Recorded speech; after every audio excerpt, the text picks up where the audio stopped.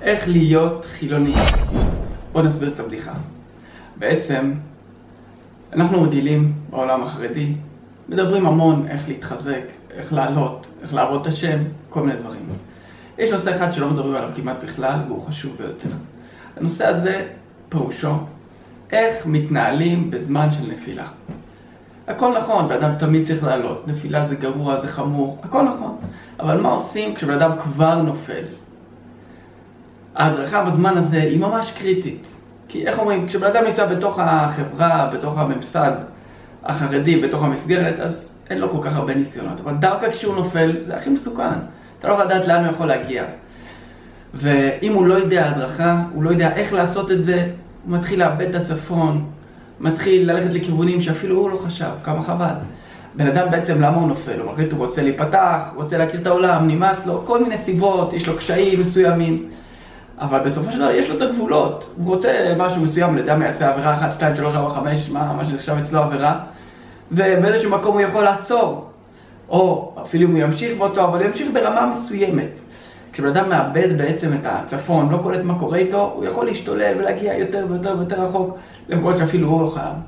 וזה בעצם חשוב לדעת שזה דבר קריטי, שבן אדם גם אם הוא נופל והוא יודע שהוא נופל, שיקח את הכל בקור רוח. זאת אומרת, חוץ מכל הסיפור של אסור ליפול וכל הדברים לזה אנחנו יודעים.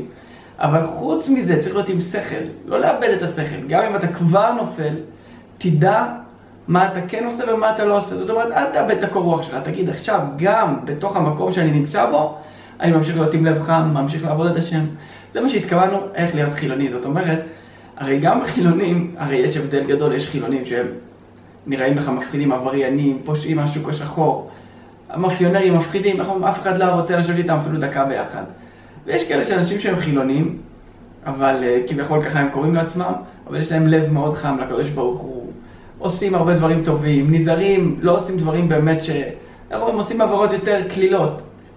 עכשיו אתה מבין את ההבדל הגדול, שגם אם אתה נגיד נופל, וכביכול אתה נהיה חילוני כביכול, אבל בוא תהיה חילוני טוב. כמובן שכל זה בשביל להסביר, אבל בעצם הכוונה של הדברים היא, גם אם אתה נופל, אל תאבד את השכל, אל תאבד את היישוב הדעת, כי חבל, אחרי זה אתה תחזור הרי, בסוף אתה תחזור. וגם אם לא תחזור, אתה תרצה הרי להישאר במקום נורמלי, אתה לא רוצה ללכת בלי סוף, אתה לא רוצה עכשיו ללכלך את עצמך מה שנקרא, אתה לא רוצה אחרי זה להגיע למקומות שאתה, יהיה לך מאוד מאוד קשה לצאת מהם, גם מכל הבחינות, רוחני, גשמי, נפשי, חבל.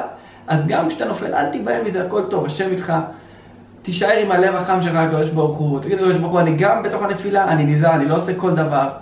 והדבר הזה בעצם יעזור שהנפילה תהיה מאוד קטנה ביחס למה שיכול להיות, וגם היציאה ממנה תהיה מאוד קלה, כי הלב שלך יישאר לב, המוח יישאר מוח, אתה לא עכשיו משתולל, לא משתגע, לא מאבד את כל הכלים. זה לא צורה, זה מה שחשוב לדעת. צריך לדעת שזו עבודה גדולה, שגם כשבן אדם נופל, שלא יאבד את האישיות שלו, לא יאבד את הלב שלו, לא יאבד את השכל שלו, יישאר עם אותו לב חם שהוא היה מקודם. והקדוש ברוך הוא יעזור לו, הוא יצא מזה בקלות, בשמחה. כל טוב.